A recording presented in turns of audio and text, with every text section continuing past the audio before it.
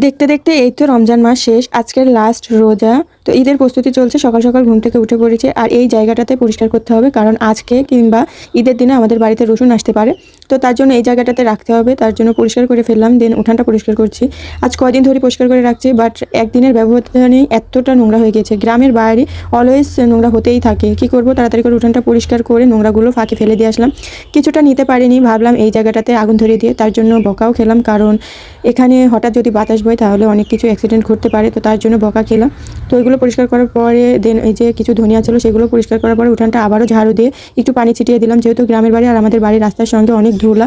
তো পরিষ্কার করার পরেও এই ধুলাগুলোর কারণে নোংরা হয়ে যেতে পারে, তার জন্য একটু পানি দিয়ে বাড়ির মধ্যে এসে বারান্দাগুলো ধুয়ে দিলাম। দেন ঘরগুলো মুছে নিয়েছি।